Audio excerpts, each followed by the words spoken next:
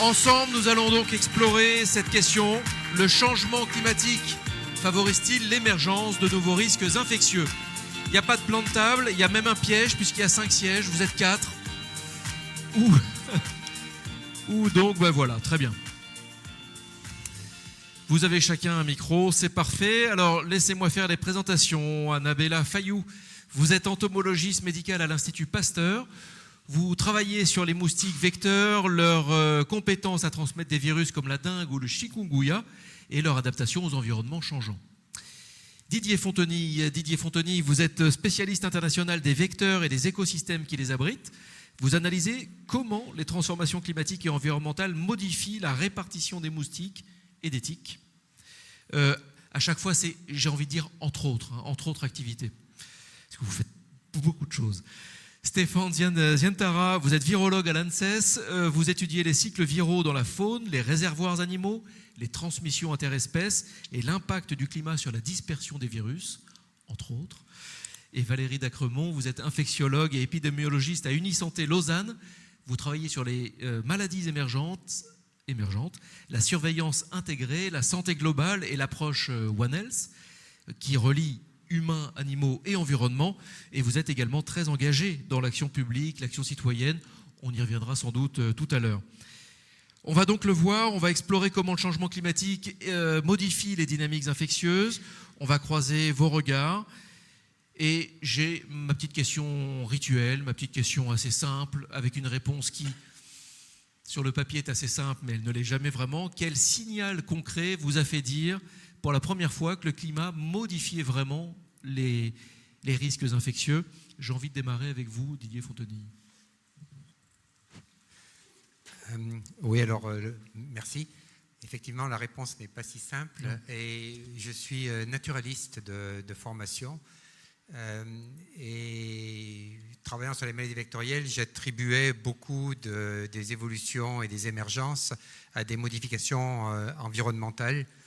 Et donc sur du temps relativement court, c'est-à-dire on coupe une forêt, il y a de la déforestation, des pathogènes peuvent sortir, on construit une ville, c'est un nouvel environnement pour les vecteurs. Et puis, en regardant un petit peu le poids qu'on pouvait attribuer à ces différentes variables dans l'émergence des maladies, ça ne suffisait pas. Et j'étais de ceux qui pensaient que les changements climatiques, ça allait être long et qu'on aurait le temps de voir. Et donc, j'étais la partie optimiste de l'iceberg. Et puis, à un moment, ça ne suffisait plus. Les changements environnementaux, les changements sociétaux ne suffisaient plus.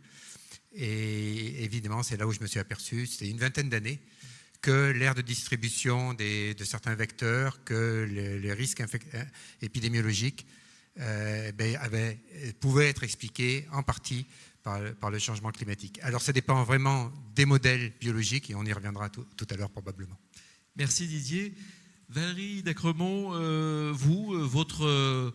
c'est le moment de bascule aussi quelque part. Alors c'était quand j'étais, il y a une vingtaine d'années, dans un centre de recherche où je travaillais en Afrique, en Tanzanie, et je voyais les personnes qui commençaient à monter un mur face à la mer, et je leur ai demandé qu'est-ce qu'ils étaient en train de faire.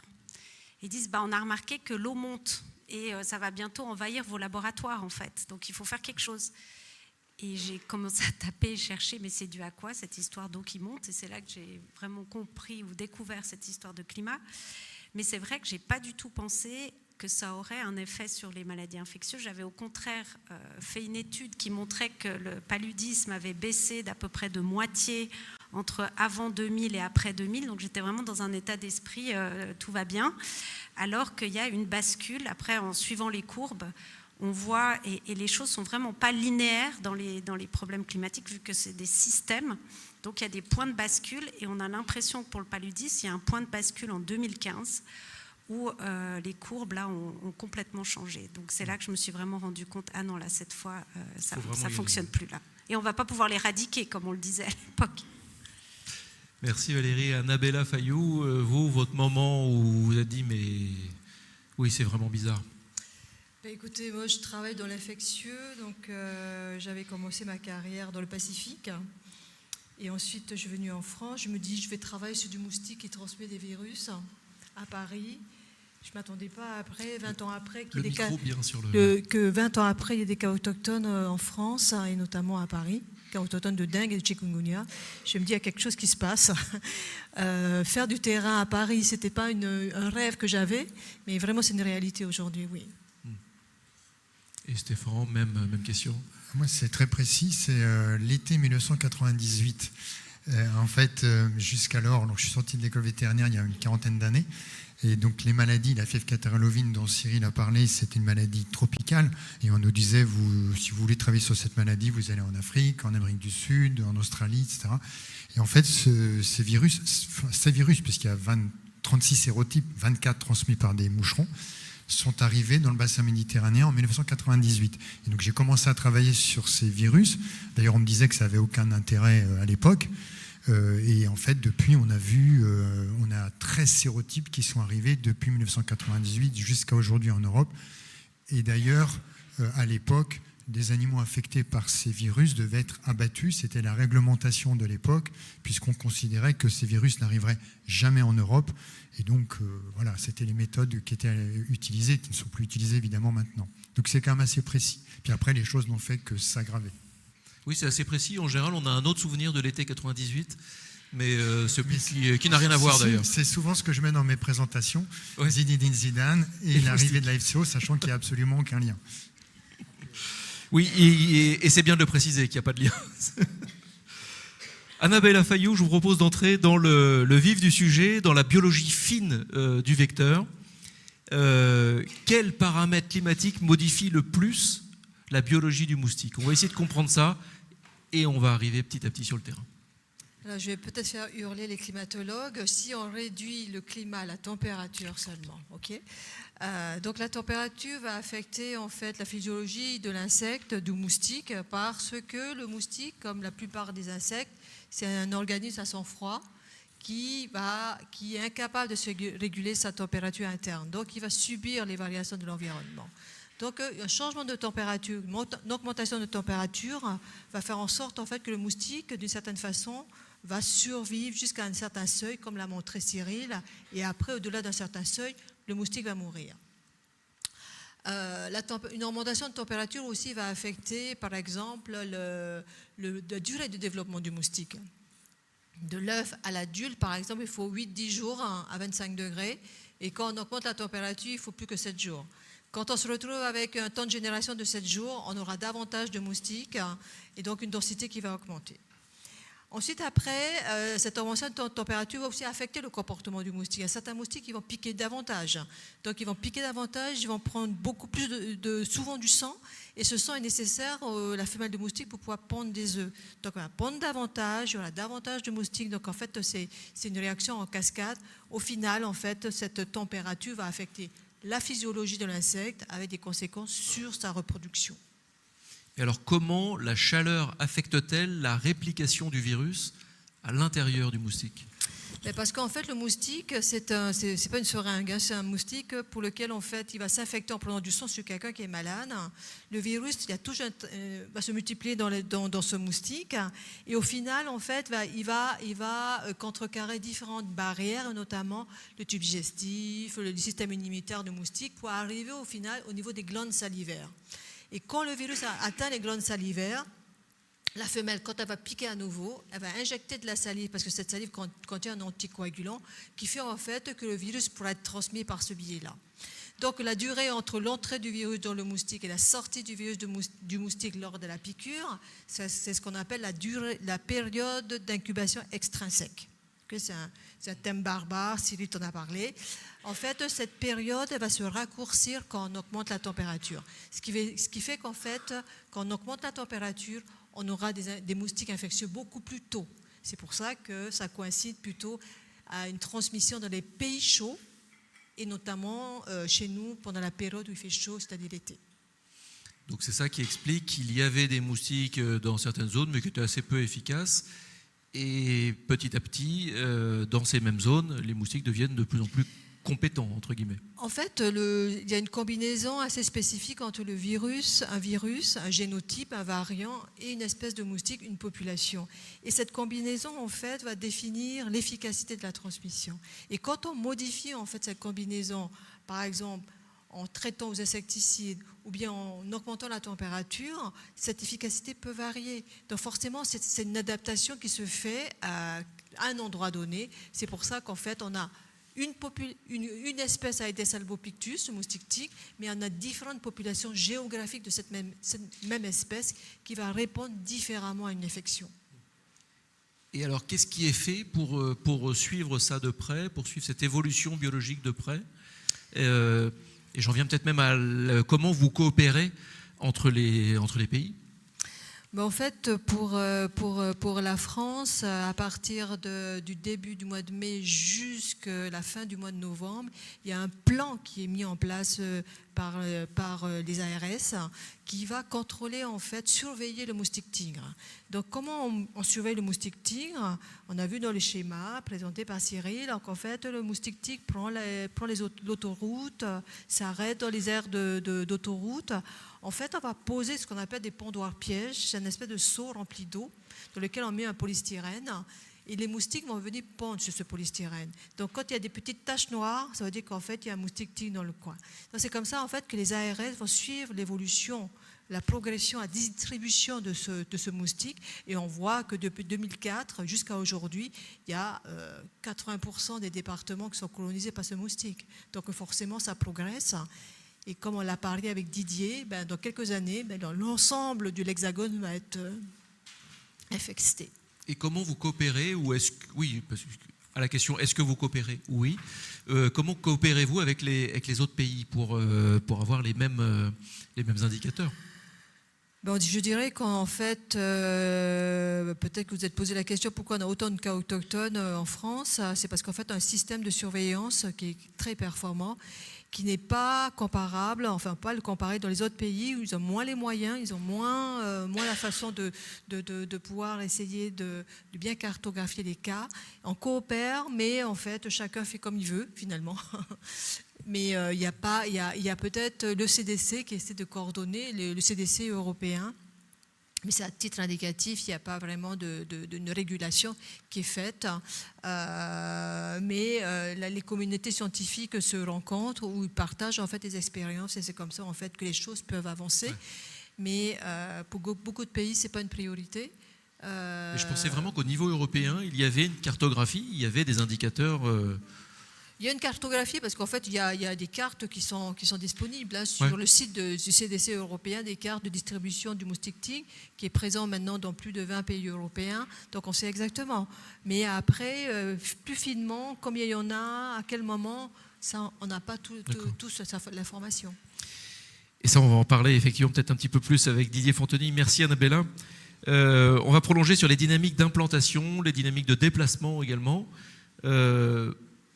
Quels sont les changements que vous observez dans la répartition géographique des moustiques et des tiques ? Je vais essayer de ne pas les oublier, mais j'ai le visuel de ce moustique tigre hallucinant. Avec le réchauffement, c'est quoi les changements ? Alors les changements sont relativement lents, mais alors qu'est-ce que ça veut dire lent ? C'est-à-dire à l'échelle humaine, c'est quand même assez rapide, ça se passe maintenant en dizaines d'années. Et donc il y a deux choses. Il y a soit un déplacement des populations, par exemple sous pression de réchauffement climatique ou de changement climatique, des populations du sud peuvent migrer vers le nord. La bonne nouvelle, c'est qu'elles peuvent disparaître du sud. La mauvaise nouvelle, c'est qu'elles apparaissent ailleurs. Ou alors, les zones de répartition peuvent s'étendre parce que ce que l'on appelle les niches écologiques est suffisamment large pour que la zone d'implantation devienne de plus en plus large. Par ailleurs, les vecteurs, donc les moustiques, il y a 3700 espèces de moustiques dans le monde. Et là, on est en train de parler pratiquement que de Aedes albopictus, le moustique tigre, parce que c'est lui qui nous enquiquine. Mais en France, il y a 65 espèces, par exemple, etc. Et donc, du coup, tous ces moustiques-là, qui existaient bien avant nous, ont des capacités génétiques d'évolution qui leur permettent de s'adapter aussi à de nouveaux environnements. Ça prend du temps parce qu'il faut un certain nombre de générations, mais certaines espèces élargissent leur zone de répartition. Je reviens juste sur un petit point pour savoir où est le moustique tigre. Il y a aussi un site du ministère de la Santé qui s'appelle Signalement moustique, où les gens peuvent dire « je suis piqué par un moustique tigre ». Dans le sud, plus personne ne dit rien, mais dans le sud de la France. Mais dans le nord de la France, les gens continuent à dire « tiens, je suis piqué par un moustique tigre ». Et puis, il y a de plus en plus d'applications pour ça. Donc, ça donne des indications. Et alors, juste pour mon élévation personnelle, sur les 2999 autres moustiques, il y en a d'autres qui potentiellement peuvent être amenés à se transformer et être un petit peu Oui, menaçants. alors la mauvaise nouvelle, c'est que cette biodiversité, on parle bien de biodiversité des vecteurs, les moustiques, les tiques, les phlébotomes, les culicoïdes, je ne rentre pas dans le détail, fait que le pire n'est jamais sûr, mais on doit s'attendre quand même à des évolutions. C'est-à-dire qu'il y a un certain nombre d'espèces de moustiques. Il y a 50 ans, personne n'aurait parié un copec sur le moustique tigre. C'était un moustique qui vivait sa vie tranquillement en Asie du Sud-Est dans les forêts, qui embêtait personne. Il a profité de la mondialisation pour se déplacer, puis maintenant du changement climatique, en plus de la mondialisation et de l'urbanisation, pour se déplacer. Ce qui s'est passé dans le passé peut se reproduire avec de nouvelles espèces. On a une espèce que nous deux connaissons bien qui s'appelle Aedes aegypti, qui est un cousin du moustique tigre. C'est le moustique qui transmet la dengue aux Antilles. Il est en expansion de nouveau dans le monde. Après une période calme, il a repris une expansion. Personnellement, je suis de ceux qui pensent qu'il va arriver en Europe. Et ça, c'est très inquiétant. Et alors, oui, c'est inquiétant. En plus du reste. C'est ça, oui, parce que ça se surrajoute tout ça. Est-ce que l'humain et les transformations humaines, les transformations du paysage, les transformations des villes, jouent un rôle dans l'installation de ces vecteurs ou dans l'arrivée de ces vecteurs ? Oui, enfin, le 99,9%, c'est dû à l'humain. L'humain directement par le transport des vecteurs, par la fourniture, ce qu'on appelle nous le gîte et le couvert, c'est-à-dire on lui donne un environnement favorable pour qu'il ponde ses œufs, donc une niche écologique favorable, et pour lui fournir du sang. Et ça c'est typiquement l'humain, ou indirectement le changement climatique, par exemple. Donc, par ailleurs, nous voyons par le prisme de l'humain. Donc, du coup, ce qui nous concerne, c'est parce que nous sommes des humains et donc on voit ce qui nous concerne. En revanche, il y a des choses qui se passent aussi dans la nature. Moi, j'ai beaucoup travaillé en Camargue. En Camargue, il se passe aussi des évolutions, mais les moustiques vont piquer plutôt les oiseaux, vont piquer les ragondins, etc. Mais c'est souvent dû également à des actions humaines. Oui, quoi qu'il en soit, l'humain est au centre. L'humain est au centre des grandes modifications environnementales, sociales, économiques et climatiques. Et donc oui, l'humain est responsable de ça. Je fais des cours en disant qui est coupable. C'est le procès de l'humain et du moustique. À la fin, on vote et le public en général considère que celui qui est coupable, c'est l'humain. Le moustique est simplement, il profite de l'humain. Sur un certain nombre de sujets, j'imagine qu'on arrive à la même conclusion. On parlait de la coopération européenne, la coopération même française. Est-ce que vous avez une vue ? Est-ce qu'il y a des zones européennes plus touchées que d'autres ? Est-ce qu'on arrive à voir ça, à mesurer ça ? Oui, alors absolument. Il y a des zones. Tout dépend, encore une fois, tout dépend ce qu'on appelle les systèmes vectoriels, c'est-à-dire l'association entre un agent infectieux, chikungunya, le virus West Nile, l'encéphalite attique, le vecteur, et puis les animaux, humains compris, qui sont dans la zone. Donc vous voyez, c'est des systèmes qui ont été présentés avec trois composantes. Et donc du coup, là où les changements sont les plus forts, les plus impactants, le risque est plus élevé. Puisqu'on s'intéresse beaucoup au moustique tigre, parce qu'on a eu l'épidémie de chikungunya et qu'il vit en ville et que 80% de la population, 70% de la population française est en ville, évidemment tout le monde s'intéresse au moustique tigre. Et en raison de son arrivée d'Italie par Menton, Nice, c'est le sud de la France qui est le plus impacté pour le moment, pour le moustique tigre. On a vu la même chose pour le virus West Nile. C'est un virus d'oiseau qui est transmis également par erreur aux humains par des moustiques, quand les moustiques piquent les oiseaux puis les humains, c'est pour le moment le sud de la France qui est le plus impacté. Mais on aura des cas, et on a déjà des cas, et on aura des cas plus au nord. La maladie de Lyme, qui est transmise par une tique, c'est plutôt l'est de la France, mais c'est en progression. La maladie de l'encéphalite tique qui est transmise par le même vecteur, c'est la même répartition. La bonne nouvelle, c'est qu'on n'en aura probablement pas dans le sud de la France grâce au changement climatique. C'est de la provocation, bien sûr, parce que le déplacement des tiques va se faire vers le nord. Donc on aura de plus en plus de cas vers le nord et probablement moins dans le sud. Pour chikungunya, la dengue et West Nile, on en aura plus dans le sud de la métropole. J'imagine que les zones portuaires également sont des points d'installation, non ? Bien sûr, il y a un plan de surveillance international, le règlement sanitaire international sous l'égide de l'OMS. La France l'a ratifié et la France surveille les zones d'entrée que sont les aéroports et les ports, essentiellement, avec un certain nombre de vecteurs à risque, considérés comme à risque, qui pourraient venir par ces moyens de transport. C'est ce qui s'est passé pour le moustique tigre. Quand il est arrivé en Italie, il est arrivé dans des pneus qui venaient des États-Unis. Et après, il a progressé en tache d'huile et par les moyens de communication, par les routes, jusqu'en France. Donc oui, c'est très important de surveiller. L'immense difficulté, c'est qu'il faut savoir quoi surveiller. Sur une émergence nouvelle, inattendue, on va la découvrir un petit peu trop tard. Par contre, on sait qu'un certain nombre de vecteurs sont à risque et doivent être surveillés. J'ai parlé d'Aedes aegypti, par exemple. Il faut absolument le surveiller parce qu'à un moment, on va dire il est là. Oui, on peut être vigilant sur ce que l'on connaît bien Exactement. à l'instant T, forcément. Exactement. On peut faire des scénarios de risque qui disent que là, le risque est élevé, là, le risque est très faible.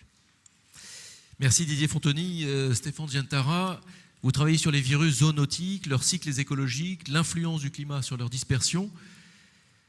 Comment les variations climatiques modifient-elles les cycles de circulation des virus dans les populations animales ? Là, on va s'intéresser vraiment à ces populations. Et pas uniquement pour les virus zoonotiques, y compris pour des virus strictement animaux. Je vais reprendre un peu rapidement ce qu'a dit Didier, puisqu'il a bien décrit la situation, et Annabella. D'une part, les modifications climatiques font que les cycles réplicatifs des virus au sein des vecteurs moustiques, moucherons, tiques aussi, sont modifiés. Alors ça a déjà été décrit, donc je ne vais pas revenir là-dessus. Mais aussi, et Didier l'a évoqué, les cycles d'oiseaux migrateurs, par exemple, ce sont quelques exemples, qui maintenant restent beaucoup plus longtemps dans nos régions, voire même qui ne migrent plus d'ailleurs. Et ces oiseaux sont infectés par des virus. Le cas du virus West Nile est un bon exemple. Et donc ces oiseaux arrivent dans des aires de repos, soit dans le sud de la France, jusqu'alors, et depuis 2022 en Nouvelle-Aquitaine, puisqu'on a des cas de West Nile maintenant de côté de Bordeaux, et maintenant cette année en 2025 dans le Nord, on a quand même eu des cas de West Nile chez l'homme et chez les chevaux en Seine-Saint-Denis, à Paris, dans les Yvelines, du côté d'Orléans. C'est des choses qu'on n'imaginait absolument pas il y a encore même 3-4 ans. Donc ces oiseaux s'arrêtent, sont piqués par des moustiques et il y a un cycle qui est repris localement. Donc ça, c'est des modifications très importantes de la dynamique de circulation des virus. Et je ne parle pas évidemment, parce que je l'ai déjà évoqué, de maladies qui n'étaient absolument pas présentes jusqu'alors en Europe et qui sont maintenant, alors on dit en zootique pour des maladies animales, enfin endémiques. Par exemple, la fièvre catarrhale ovine est maintenant devenue une maladie avec laquelle on va vivre pendant des années, peut-être plus d'ailleurs. Et est-ce que vous pouvez nous préciser un petit peu comment les interactions faune et environnement évoluent avec le climat ? En fait, c'est un petit peu ce que je décrivais, parce que finalement, la faune sauvage, à part les oiseaux, qui jouent un rôle très particulier, avec soit, par exemple, des oiseaux virémiques qui amènent ces virus finalement d'un endroit du monde à un autre, ou alors qui peuvent même être porteuses de tiques. On a le cas avec le virus Crimée-Congo, c'est des oiseaux qui arrivent en Corse, en Espagne ou maintenant dans le sud de la France, Pyrénées-Orientales. Ces tiques sont elles-mêmes infectées par un virus qui est très dangereux pour l'homme, ce qu'on ne voyait absolument pas il y a quelques années. Donc ça, ce sont des éléments que l'on observe. La faune sauvage en tant que telle notamment les cervidés, a toujours été considéré comme peut-être jouant un rôle. On est absolument moins sûr de ça, parce qu'il y a des populations de moucherons qui sont différentes, il y a des cycles, c'est assez complexe. D'une part, c'est complexe, et d'autre part, on a très peu d'informations, très peu de recherches. Si je reprends ce que disait Didier, il y a 1500 espèces de moucherons dans le monde, ces fameux culicoïdes, entre autres, et en fait, il y a très peu de travaux de recherche. Alors, les moustiques ont bénéficié de recherches depuis un certain nombre d'années, des dizaines d'années, parce qu'ils sont vecteurs de pathogènes majeurs pour l'homme, ce qui est complètement normal. Mais les moucherons étaient un peu abandonnés, donc j'espère que dans le futur, il y aura des travaux pour essayer de mieux les comprendre, leur biologie, leur cycle, etc., leurs compétences, etc. Donc on a vraiment un trou noir sur ces vecteurs aujourd'hui. Est-ce que je reviens toujours à cette idée de coopération. Est-ce qu'il y a des signaux, suffisamment de surveillance ou de systèmes de surveillance et qui permettent de détecter tous ces signaux de manière le plus précoce possible? Alors aujourd'hui, on a une grande sensibilisation des vétérinaires et des éleveurs à ces maladies-là, ce qui n'était pas le cas il y a encore une dizaine ou une vingtaine d'années, mais maintenant les gens voient que les maladies sont présentes, qu'il y a des pertes économiques. Alors ça, c'est pour les maladies strictement animales. Et pour les maladies donc zoonotiques qui affectent l'homme et l'animal, et West Nile est un bon exemple, dans les années 2000, au début des années 2000, on avait commencé à faire du One Health, comme on dit maintenant, sans le savoir ou en le sachant, enfin ça dépend de quel côté on regarde ça, et on avait donc des liens entre les acteurs de la santé humaine, les entomologistes, les vétérinaires comme moi. Et c'est très important parce que les animaux sont des sentinelles, les chevaux, les oiseaux par exemple, et il est très important de savoir si un virus circule dans les populations de moustiques qui nous entourent. Et donc les animaux sont des très bons sentinelles, et lorsqu'on a des cas d'encéphalite chez les chevaux, on peut dire à nos collègues médecins, attention, le virus est là, et donc prenez les mesures ad hoc. Donc on a vraiment des réseaux One Health, une seule santé, qui se mettent en place, qui existaient déjà avant, sans être identifiés en tant que tels, et qui se renforcent maintenant. Donc ça, c'est vraiment la mise en commun de compétences dans différents domaines. Ça, c'est aujourd'hui en France. Et là, pareil, est-ce que vous communiquez de plus en plus avec les autres pays? Alors, au niveau européen, il y a des réseaux qui existent, qu'il faudrait très probablement renforcer, comme l'a dit Annabella, mais il y a quand même des échanges d'informations. Il faudrait, parce que c'est quand même toujours le nerf de la guerre, avoir plus de financement pour des recherches sur tout un tas donc, de secteurs. Alors, en France, il y a par exemple Arbo-France qui a été mise en place pour promouvoir la recherche en arbovirologie, avec Xavier Nolan-Ballery, qui est prof de virologie médicale à l'Université Aix-Marseille, Annabella, d'autres collègues et moi-même, qui est le veto de service. Et l'idée aussi est d'avoir la même chose au niveau européen. Il y a des financements européens qui existent aussi, mais encore une fois, on voit bien que l'avenir devant nous nécessite d'avoir beaucoup plus de connaissances dans tout un tas donc, de domaines, et c'est ce qu'il faudrait développer dans le futur. Et alors, vous l'avez dit aussi, ça manque de chercheurs, ça manque de recherche, ça manque de chercheurs.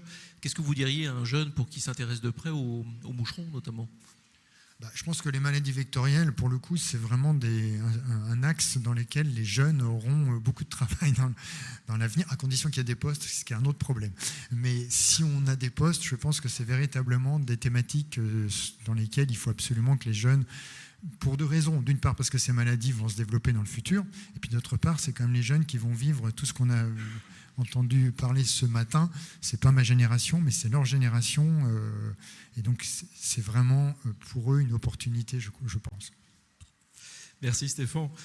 Valérie Dacremont, vous travaillez sur les maladies émergentes, décidément, la surveillance intégrée, l'approche One Health, j'en parlais, et on en a un petit peu parlé de One Health.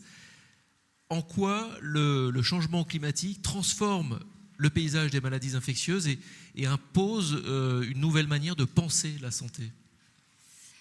Alors en fait, le One Health, c'est un concept qui a été inventé par un de mes collègues à l'Institut tropical suisse, Jacob Sinstag, et à l'époque, c'était parce qu'il travaillait sur des populations nomades en Afrique qui étaient très dépendants de leurs animaux pour survivre et qui n'aimaient pas tellement qu'on vienne faire des campagnes de vaccination des enfants, parce qu'ils étaient beaucoup plus préoccupés par les maladies qui impactaient leurs animaux, puisqu'ils savaient que dès que ces animaux mouraient, plus personne ne pouvait manger.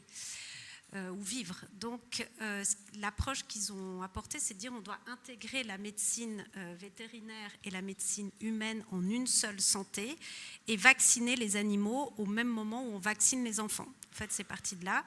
Et ça s'est ensuite étendu à rajouter encore la santé de l'environnement comme facteur à intégrer pour pouvoir vraiment prendre en charge de manière intégrée. Et on a un exemple assez concret avec la dengue, en fait. Nous, on a le problème très concret en Suisse où on sait que ça va émerger. On va avoir notre première épidémie de dengue un jour ou l'autre, mais on ne sait pas où. Et on fait des paris entre collègues. Et pourquoi ça nous importe? C'est pour la raison très concrète que nos médecins, pour l'instant, n'ont pas de recommandations sur ce qu'ils sont censés faire. Parce que c'est un syndrome grippal qui ressemble à n'importe quelle grippe. Et donc, on ne peut pas demander aux médecins de tester toute personne qui, dorénavant, présente une grippe pour la dengue, le chikungunya et peut-être un jour le paludisme quand il reviendra en Europe. Donc, concrètement, comment faire? On doit modifier les recommandations de pratique clinique avec des données très précises de à quelle saison doit-on penser à ces maladies et dans quelle zone. Et pour essayer de prédire où ça va émerger en Suisse, eh bien, si on regarde juste les températures, donc la santé ou l'environnement, ça ne suffit pas parce que, par exemple, les Italiens, on pourrait se dire ça émerge dans le sud de l'Italie si on regarde juste la température. Pas du tout, ce n'est pas dans cette région-là que les épidémies de dengue se sont produites. Deuxième facteur qu'on regarde, c'est les densités de moustiques. Là aussi, ça peut expliquer une partie du problème, mais pas tout. Le troisième facteur, c'est l'importation des cas. Et donc, les Italiens ont superposé les cartes de climatique, les cartes entomologiques et les cartes des cas importés pour tomber sur une fusion de toutes ces cartes qui montre que c'est à Milan que ça émerge. C'est là, parce qu'il y a un gros aéroport. D'ailleurs, c'est ce qui explique pourquoi les cas sont apparus à Paris. Enfin, une des hypothèses, c'est parce qu'on a beaucoup d'aéroports à Paris. Et donc en Suisse, si on fait nos paris avec ça, c'est probablement l'aéroport de Genève, avec le fait qu'on a été dépassé dans le contrôle des moustiques tigres. Donc les autorités sanitaires n'ont pas réussi et maintenant il y a eu une explosion du nombre de moustiques. Donc est-ce que c'est là que ça va émerger? Et est-ce que c'est aux médecins à Genève qu'on doit dire maintenant c'est parti, vous testez tout le monde pour ces infections? Et est-ce que cette expérience est duplicable? Est-ce que du coup, maintenant qu'on sait comment faire pour arriver à se dire que oui, c'est à Milan, oui, c'est à Paris, est-ce qu'on peut le refaire un petit peu partout? Est-ce que c'est la même méthode? Ou est-ce qu'il y a d'autres méthodes pour trouver les signaux d'émergence?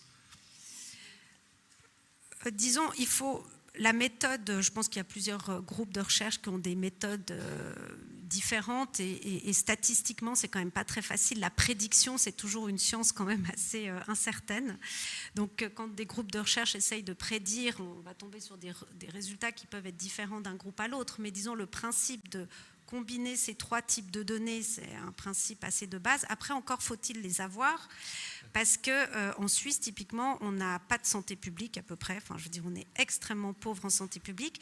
On pensait qu'avec le Covid, on allait renforcer la surveillance des maladies infectieuses. Le gouvernement a tout démantelé.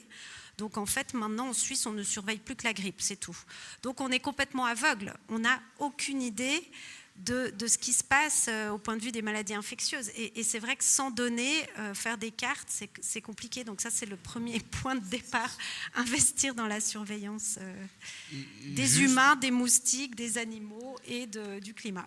Et la sensibilisation des décideurs, du coup, on sait pourquoi ça a été arrêté? Oui, alors j'ai un petit espoir, c'est que c'est vrai que dans l'impact du climat sur la santé, en réalité, c'est pas vraiment les maladies infectieuses qui vont faire le plus grand nombre de cas et de décès dans l'avenir. C'est plus les maladies chroniques, on l'a parlé, les maladies respiratoires, etc.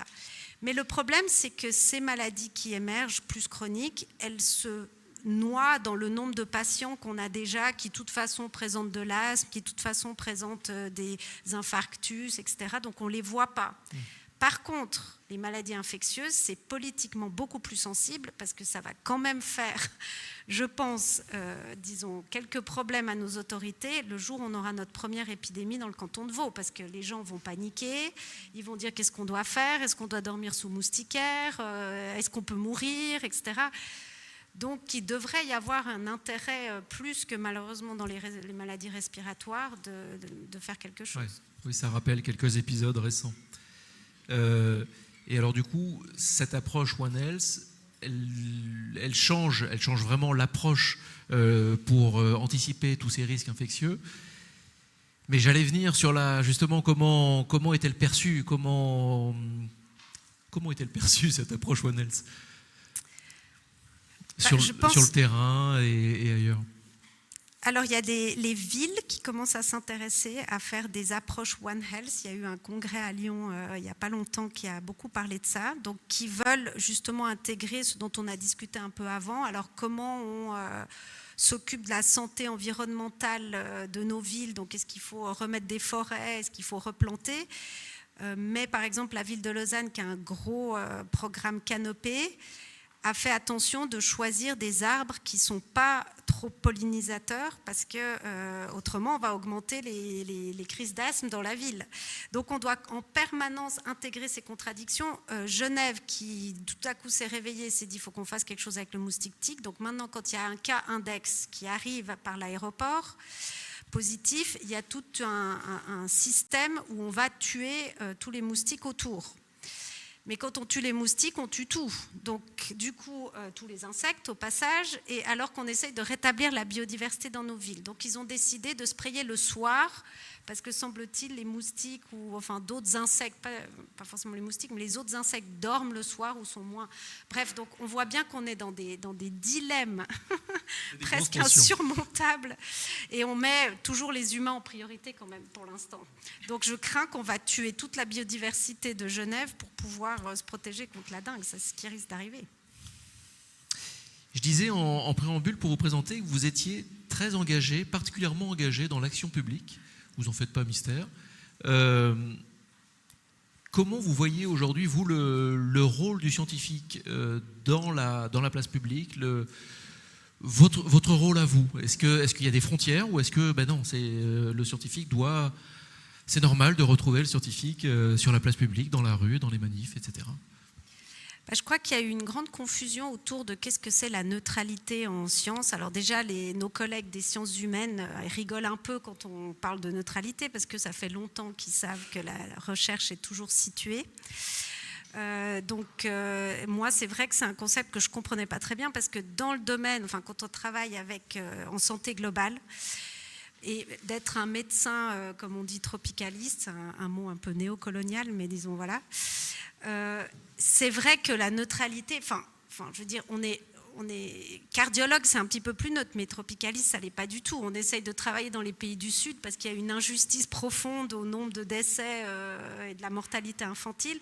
Donc nos articles scientifiques, on les a jamais terminés en disant mince, la mortalité ou la malnutrition, voilà, elle est à nouveau en train d'exploser, de monter brutalement à cause du changement climatique. On ne peut pas terminer un article scientifique en faisant une constatation neutre, entre guillemets, et de ne pas donner quand même notre avis, il faudrait peut-être faire quelque chose, quoi. Donc ça, c'est vrai qu'en santé globale, ça a toujours été une évidence qu'il y a un engagement fort. D'ailleurs, l'OMS est très engagée dans ses déclarations. Les gens qui travaillent dans ces instances ne comprennent pas qu'on ne puisse pas s'engager. C'est absolument fondamental. Donc voilà, ce débat, c'est parfois un petit peu un faux débat, je pense. Sur cette question de l'engagement du scientifique, est-ce que vous voulez aussi rebondir? Parce qu'il y a l'engagement, ne serait-ce qu'à travers la médiation, la sensibilisation, puis l'engagement plus radical peut-être, plus engagé en tout cas. Oui, le scientifique, par son corpus de connaissances, est un lanceur d'alerte. La journée d'aujourd'hui, c'est ça. C'est-à-dire qu'il y a un lien entre changement climatique et santé, et qu'est-ce qu'on peut faire. Donc, moi, je pense qu'il ne faut pas tomber dans le piège de dire que le scientifique doit être neutre, parce qu'il n'y a rien qui est neutre. Et en particulier, la connaissance que l'on apporte est pas neutre. De dire, tiens, il se passe ça, et puis ne rien faire, c'est juste pas acceptable. Donc il faut faire ce qu'on appelle policies, un petit peu faire passer les messages. Et oui, comme disait Valérie, le domaine des maladies infectieuses, on travaille sur des populations. Donc à partir du moment où on parle, je ne sais pas moi, de la vaccination, quelque part on s'engage dans une prise de position publique, gouvernementale. Enfin, à un moment donné, c'est aux autorités de prendre un certain nombre de mesures sur la base de nous, en tant que scientifiques, recommandations. Donc quelque part, on ne peut pas être complètement séparé des décisions politiques.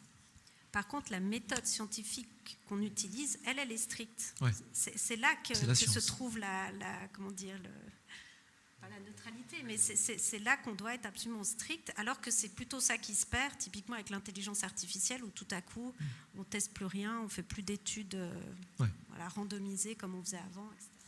Je peux peut-être ajouter aussi que la France était un empire colonial qui s'est transformé en fait en territoire ultramarin. Ces territoires ultramarins où ces genres de maladies liées aux moustiques sont prévalents depuis des décennies, depuis toujours. La dengue, ça a été un fléau pour les Antilles, pour le Pacifique, pour l'océan Indien depuis peu. Et chikungunya a émergé dans l'océan Indien. C'est nos fameux cas importés qu'on recense chaque année, ces cas importés qui sont la source de contamination des cas autochtones. Donc forcément, on a un lien. On a un lien avec le passé, on a un lien avec l'histoire. Et puis, on fait notre travail de scientifique. Mais les recommandations, elles viennent aussi de la population ici, dans Métropole, mais surtout tirer profit de l'expérience de ceux qui sont dans les territoires ultramarins, qui combattent ces genres de maladies depuis toujours, en fait. Merci pour vos réponses sur cette question qui n'était, je le précise, pas du tout préparée. Et qui m'intéresse au plus haut point. Merci beaucoup. Alors, on va prendre des questions. C'est le moment donc de scanner le QR code pour poser des questions. Et je commence avec Karine. Karine qui vous pose une question, Stéphane. En dehors du virus West Nile, chez les chevaux, y a-t-il d'autres virus liés au changement climatique qui arrivent et menacent les animaux de compagnie, chiens, chats, etc. Les animaux de compagnie, il y a par exemple la leishmaniose, dont on voit l'incidence augmenter. Après, il y a donc des maladies comme par exemple la leptospire qui sont présentes dans l'eau stagnante, mais lorsque la température augmente, on voit de plus en plus de cas. On a par exemple la pyroplasmose qui est transmise par des tiques. Voilà, donc j'ai pas en tête comme ça brutalement, parce que mais il y a d'autres maladies effectivement. Alors après, il y a tout ce qui est puces, etc. Parce que effectivement, les puces, par exemple, bénéficient de l'augmentation, si j'ose dire, de la température. Donc on voit augmenter leur population et donc les pathogènes qu'ils peuvent transmettre. Donc oui, il y a un certain nombre d'autres agents qui peuvent infecter les chiens et les chats, par exemple, qui augmentent. Merci. Il y a une question de Robin. Merci pour cette discussion. Est-ce que la Covid-19 rentre dans le scope des nouveaux risques infectieux ? C'est peut-être pour vous, Valérie, ou peut-être pour Cyril, d'ailleurs, si Cyril veut peut-être... Ça vous dirait de venir participer à la conversation, Cyril ? Il y a un micro, il est pour vous, il y a même une place. Bon, alors, on ne va pas parler de la Covid-19, mais sur une autre question, peut-être, je vous inviterai. Est-ce que la Covid-19 rentre dans le scope des nouveaux risques infectieux ou l'ensemble des nouveaux risques infectieux liés au climat ne sont que des risques vectoriels ? C'est ça la question. Alors, c'est un lien indirect, c'est-à-dire c'est l'impact du réchauffement climatique sur la biodiversité. Et quand cette biodiversité est mise à mal et mise en combinaison avec l'agriculture intensive et l'élevage intensif, plus l'augmentation des voyages, des échanges par avion, c'est ces trois facteurs en fait qui expliquent l'émergence de nouveaux pathogènes à potentiel pandémique. Et on dit qu'on est dans l'ère des pandémies, c'est-à-dire qu'on va en avoir de plus en plus, plutôt des virus respiratoires en premier, mais l'OMS surveille toute une série de pathogènes, y compris la maladie X, on ne sait pas laquelle c'est. Donc oui, il y a un lien clair avec la biodiversité. D'ailleurs, beaucoup de l'impact du climat sur notre santé, c'est via la biodiversité. Et comme ça a été au tout début, si on s'adapte, si on essaye de stopper le changement climatique en détruisant la biodiversité, on va mourir en premier par manque de nature. Donc, c'est la priorité. Ce serait une vision relativement court terme, effectivement. Ouais. Il y a une question Question de Marie. Avez-vous des exemples de partage d'expérience entre les territoires ultramarins et le territoire métropolitain sur cette dimension culture du risque, gestion des maladies infectieuses? Didier Fonteny. On est plusieurs à pouvoir répondre. Ouais. La France est en avance par rapport à d'autres pays en raison de son passé international, on va dire colonial. Ouais. Et donc oui, évidemment, le ministère de la Santé, c'est le même dans les territoires ultramarins que dans l'Hexagone. Donc les gens échangent beaucoup et on a beaucoup à apprendre. La médecine, au départ, on n'appelait pas ça la médecine tropicale, on appelait ça la médecine coloniale. C'était clairement et c'était clairement pour protéger les soldats, mais également protéger les populations, parce qu'il fallait rentabiliser les territoires.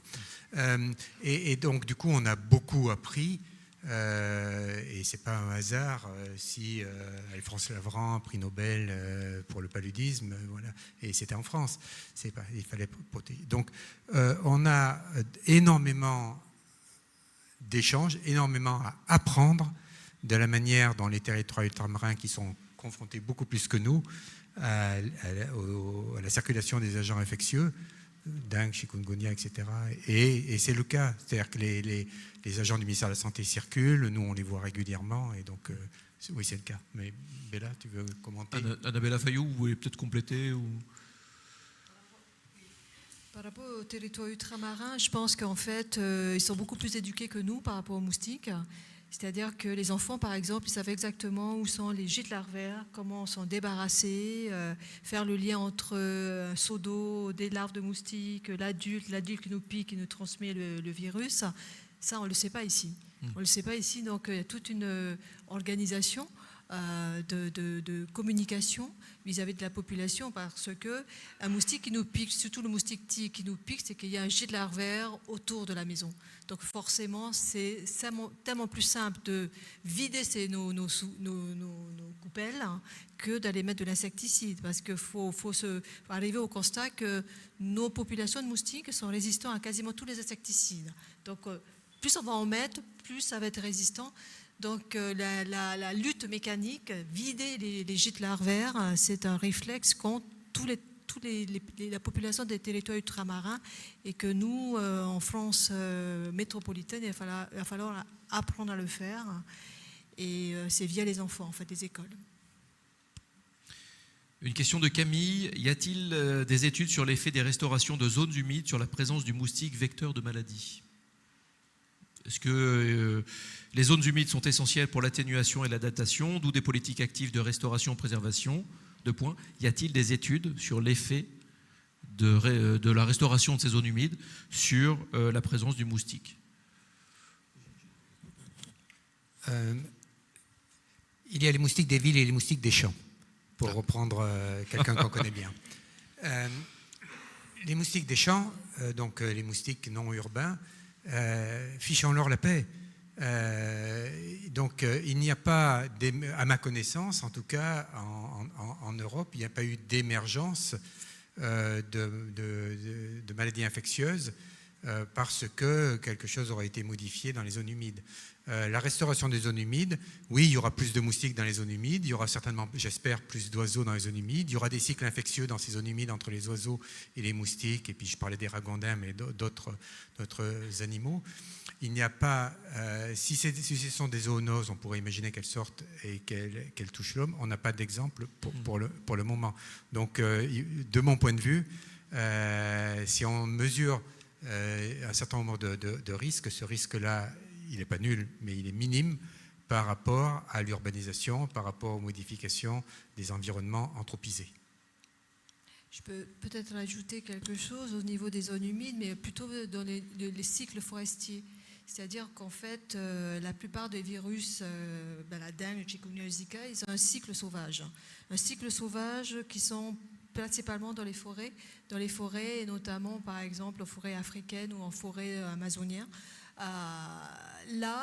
Ces virus circulent entre des moustiques qui ne piquent pas l'homme, sur les 3500, 3700 espèces de moustiques, et des animaux sauvages. C'est parce qu'il y a eu une incursion ou une modification de l'écosystème qui a fait qu'en fait, il y a eu un contact de ces virus sauvages avec l'homme.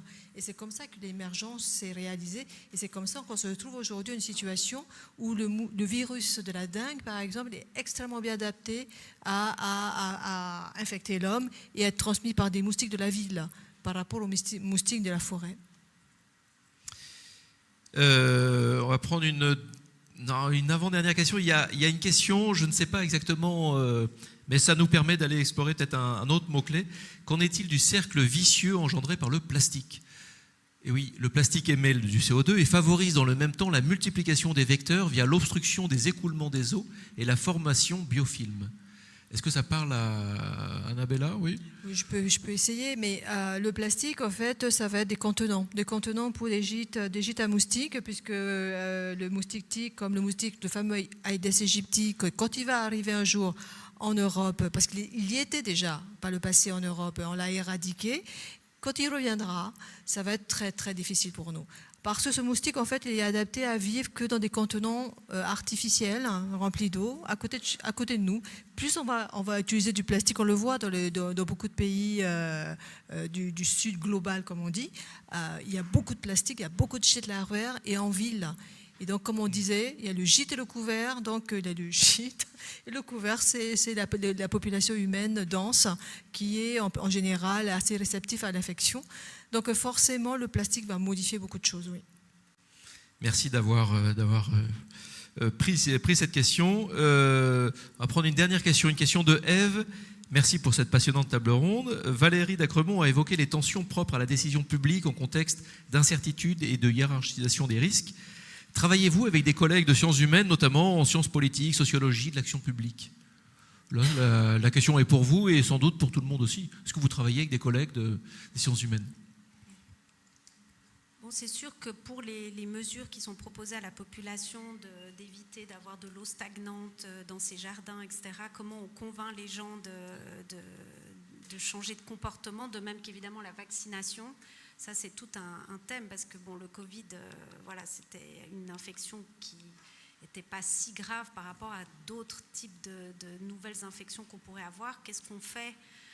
Là, on aura moins de peine à convaincre les gens de se vacciner quand ce sera une maladie très grave, probablement. Mais il y a tout un enjeu autour du contact avec la population sur expliquer. En fait, pendant le Covid, on a bien vu qu'il fallait beaucoup communiquer pour expliquer ce qui se passait, pour que les gens puissent adhérer. Et si possible, ce qu'on a manqué, par contre, c'est de les faire participer aux décisions. Il aurait fallu avoir non seulement des task force Covid de scientifiques, il aurait fallu des task force Covid de citoyens qui participent aux décisions. Après, il n'y avait peut-être pas le temps de faire une convention citoyenne du Covid, mais oui, non, enfin, je vois ce que vous voulez dire. Un groupe de citoyens, comme on a fait des groupes de scientifiques très vite, qui puissent participer et à la donner décision. leur point de vue. Vous, Annabella, oui, vous travaillez avec des...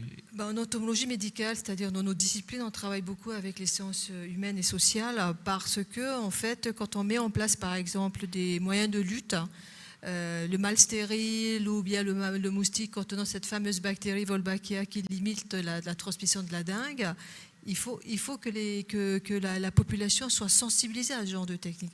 Parce qu'on ne va pas lâcher des moustiques sans leur expliquer exactement qu'est-ce qu'on va en faire et qu'est-ce que ça va faire. Donc forcément, on travaille souvent avec eux pour pouvoir en fait sensibiliser. Et c'est 50% de la réussite qui vient en fait du fait qu'on a sensibilisé cette population. Merci. Toute dernière question, c'est ma question à moi, c'est la petite question fine et vous y répondez comme bon vous semble, de manière courte. Quel message simple souhaiteriez-vous laisser au public sur ce sujet et sur ce lien climat-risque infectieux ? Qu'est-ce que les personnes qui nous regardent, que ce soit en direct ou en replay, devraient repartir ? Quel serait le mot-clé avec lequel elles devraient repartir ? Didier Fonteny. Non, je commence. Moi, c'est un message optimiste parce que ce que l'homme a fait, l'homme peut le défaire. Donc, lorsque nous sommes responsables, comme je l'ai dit, d'une grande partie des maux qui nous arrivent liés aux maladies vectorielles, presque toujours on a des solutions. Pas 100% efficaces, mais presque toujours on a des solutions. Pour le moustique tigre, on peut lui rendre la vie difficile. On va diminuer le risque de 80% en supprimant les gîtes, en prenant des répulsifs, en aménagement, enfin, en lui rendant la vie difficile. Pour les tiques, c'est la même chose que lorsqu'on va se promener en forêt ou lorsque l'on va développer les espaces verts en ville, on aura plus de tiques. Mais à partir du moment où on a la connaissance, qu'on sait ce qu'il faut faire, et on a des solutions pour se protéger, pas à 100%, mais bien sûr pour se protéger. Et donc dans ce cas-là, on va diminuer le risque. Donc c'est communiquer, éduquer, apprendre à vivre avec, et tout ne va pas bien se passer, mais tout se passera mieux. Et le message d'optimisme. Absolument, moi je suis résolument optimiste sur ces sujets-là, malgré l'augmentation des risques liés au changement climatique. Parce Malgré les 2999 autres moustiques. C'est ça, parce que des solutions existent malgré tout. Annabella Fayou. Je vais appuyer un peu plus, parce qu'en fait, ce qui nous embête le plus, sont des espèces invasives. Ces espèces, en fait, qui colonisent notre écosystème humain.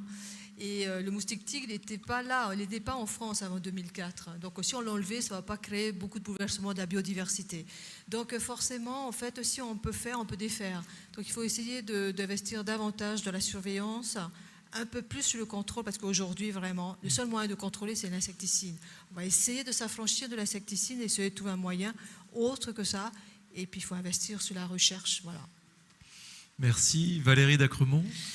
Je pense qu'on est impressionné par la vitesse à laquelle les choses vont quand même. Enfin, quand je regarde ces cartes d'invasion du moustique tigre, c'est une rapidité dingue. Et ça montre que ça nécessite une collaboration entre les pays du Nord et les pays du Sud, très intense pour pouvoir répondre en temps réel. Donc, on a vraiment besoin du multilatéralisme, on a besoin de l'OMS, on a besoin de toutes ces initiatives pour apprendre aussi des pays du Sud qui, eux, rigolaient quand ils nous voyaient gérer le Covid-19 quand même, parce qu'ils avaient quand même plus l'habitude que nous. Mais du coup, si on prend des informations du Sud, eh ben, on doit aussi rendre aux pays du Sud. Et par exemple, la façon dont a été distribué le vaccin Covid, c'est un scandale absolu. Et j'espère qu'à la prochaine pandémie, il y aura quelque chose d'un petit peu plus juste de ce point de vue-là. C'est changer vraiment de posture, quoi. Merci. Et Stéphane Diatara. Alors, convaincre les gens qui sont dans la salle, je pense qu'il n'y a pas besoin, parce que sinon ils ne seraient pas venus, ou même les gens qui sont connectés. Mais c'est d'arriver à convaincre les gens qui ne sont pas complètement convaincus, y compris des présidents d'États puissants, si vous voyez ce que je veux dire. Mais je suis un peu comme Didier, j'essaie d'être optimiste. Hier, j'étais dans le Pas-de-Calais, il y avait 200 éleveurs. Et on parlait de cette fameuse fièvre catarrhalovine. Les gens l'ont vu, ont compris. La vaccination, j'ai eu aucune remarque, ce qui n'était pas le cas il y a encore 4-5 ans, où il y avait toujours 2-3 personnes qui se levaient en disant « ce que vous racontez, c'est n'importe quoi », etc. Et on voit de moins en moins ce genre de comportement. Donc soyons optimistes et on verra. Moi, je repars avec ça, en tout cas, avec ces messages qui, quand même, sont teintés d'optimisme. Merci beaucoup d'avoir participé à cette conversation.